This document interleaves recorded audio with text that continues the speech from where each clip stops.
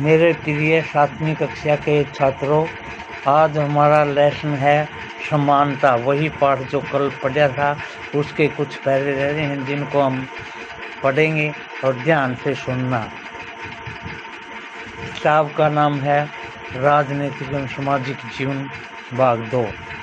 अब तक आप समझ गए होंगे प्राय कुछ लोगों के साथ असमानता का व्यवहार बस इस कारण होता है उनका जन्म किस जाति, लिंग, धर्म में हुआ है और उच्च वर्ग के हैं या मध्यम या निम्न वर्ग के हैं। ओम प्रकाश वाल्मीकि और अंसारी परिवार के साथ असमानता का व्यवहार जातिगत और धर्मगत कारणों से हुआ।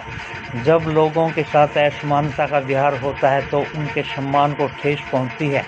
ओम प्रकाश वाल्मीकि तथा अंसारी दंपति के साथ किए गए व्यवहार के कारण उनकी गरिमा को ठेस पहुंची, आत्मसम्मान को।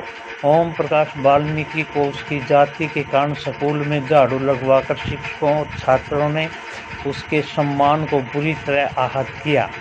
उन्हें महसूस कराया गया कि वे विद्यालय के अन्य छात्रों के समान नहीं हैं, उनसे कमतर हैं।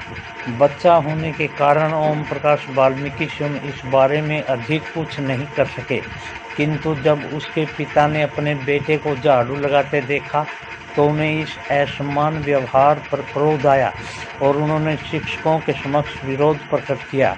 जब लोगों ने अंसारी दंपति को अपना मकान किराए पर देने से इनकार कर दिया तो उसके सम्मान को चोट पहुंची, क्योंकि वे एक मुस्लिम थे। जब प्रॉपर्टी डीलर ने उन्हें नाम बदलने का सुझाव दिया तब उनके आत्मसम्मान ने उन्हें ऐसा करने से रोक दिया और उन्होंने सुझाव को ठुकरा दिया। ओम प्रकाश और अंसारी दंपति के साथ व्यवहार नहीं होता, ऐसा व्यवहार नहीं चाहिए था। वे उसके सम्मान और उसकी गरिमा के हकदार थे जो अन्य किसी व्यक्ति को मिलती है।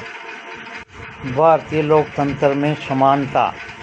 भारतीय संविधान सब व्यक्तियों को समान मानता है। इसका अर्थ है कि देश के किसी, चाहे वे पुरुष हों या स्त्री हों, किसी भी जाति, धर्म, शैक्षणिक अथवा आर्थिक पृष्ठभूमि से संबंध रखते हों, वे सब समान माने जाएंगे, एक समान। लेकिन इसके बाद भी यह नहीं कर सकते कि असमानता खत्म हो गई, यह नहीं कह सकते कि असमानता खत्म हुई है या नहीं हुई, लेकिन फिर भी कम से कम भारतीय संविधान में सभी व्यक्तियों की समानता के सिद्धांत को मान्य किया गया है। जहां पहले भेदभाव और दुर्व्यवहार से लोगों की रक्षा करने के लिए कोई कानून नहीं था, अब अनेक कानूनों के सम्मान और उनके साथ समानता का व्यवहार को सुनिश्चित करने के लिए मौजूद हैं। समानता को स्थापित करने के लिए संविधान में जो प्रावधान हैं उनमें से कुछ निम्नलिखित हैं। प्रथम, कानून की दृष्टि में हर व्यक्ति समान है। इसका तात्पर्य हुआ कि हर व्यक्ति को देश के राष्ट्रपति से लेकर कांता जैसी घरेलू काम की नौकरी करने वाली महिला तक सभी को एक जैसे कानून का पालन करना है। दूसरा, किसी भी व्यक्ति के साथ उसके धर्म, जाति, वंश, जन्म स्थान, उसके स्त्री पुरुष होने के आधार पर भेदभाव नहीं किया जा सकता। तीसरा, हर व्यक्ति को सार्वजनिक स्थानों पर जा सकता है जिसमें खेल के मैदान, होटल, दुकानें और बाजार आदि सम्मिलित हैं। सब लोग सार्वजनिक कुओं, सड़कों और नहाने के घाटों का उपयोग कर सकते हैं। चौथा, अस्पृश्यता का उन्मूलन कर दिया गया है। शासन के संविधान द्वारा मान्य किए गए समानता के अधिकार को दो तरह से लागू किया गया है। पहला, कानून के द्वारा और दूसरा, सरकार की योजनाओं के द्वारा, कार्यक्रमों द्वारा सुविधाओं को समाज में मदद करके। ऐसे अनेक कानून हैं जो व्यक्ति के समान व्यवहार प्राप्त करने के अधिकार की रक्षा करते हैं। कानून के साथ साथ सरकार ने उन समुदायों जिनके साथ सैकड़ों वर्षों तक असमानता का व्यवहार हुआ है उनका जीवन सुधारने के लिए अनेक कार्यक्रम और योजनाएं लागू की गई हैं। ये योजनाएं यह सुनिश्चित करने के लिए चलाई गई हैं कि जिन लोगों को अतीत में अवसर नहीं मिले अब उन्हें अधिक अवसर प्राप्त हों। इस दिशा में सरकार द्वारा उठाया गया एक कदम है मध्याह्न भोजन की व्यवस्था।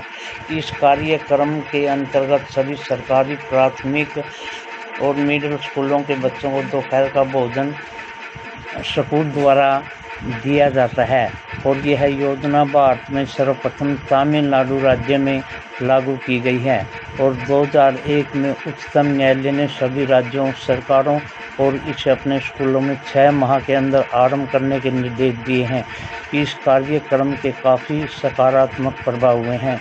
उदाहरण के लिए दोपहर का भोजन मिलने के कारण गरीब बच्चों ने अधिक संख्या में स्कूल में प्रवेश लेना और नियमित रूप से स्कूल जाना शुरू कर दिया है। शिक्षक बताते हैं कि पहले बच्चों को खाना खाने घर जाते थे और फिर वापस स्कूल नहीं लौटते थे, परंतु अब जब वे स्कूल में मध्याह्न भोजन मिलने लगा है, जिसको हम मिड डे मील भी कहते हैं इंग्लिश में, उनकी उपस्थिति में सुधार आया है। वे माताएं जिन्हें पहले अपना काम छोड़कर दोपहर को बच्चों को खाना खिलाने घर जाना पड़ता था, अब उन्हें ऐसा नहीं करना पड़ता है।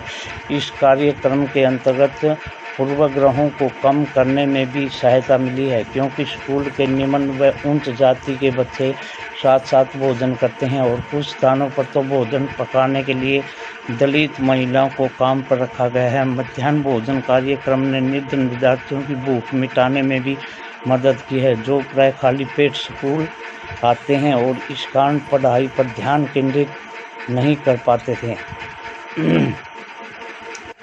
यद्यपि शासकीय कार्यक्रम अवसरों की समानता बढ़ाने में महत्वपूर्ण भूमिका निभा रहे हैं, किंतु अभी भी कुछ बहुत करने की आवश्यकता है। मध्याह्न भोजन कार्यक्रम ने निर्धन बच्चों को स्कूलों में प्रवेश और उनकी उपस्थिति बढ़ा दी है, लेकिन फिर भी इस देश में वे स्कूल जहां अमीरों के बच्चे पढ़ते हैं और वे स्कूल जहां पर गरीबों के बच्चे पढ़ते हैं, दो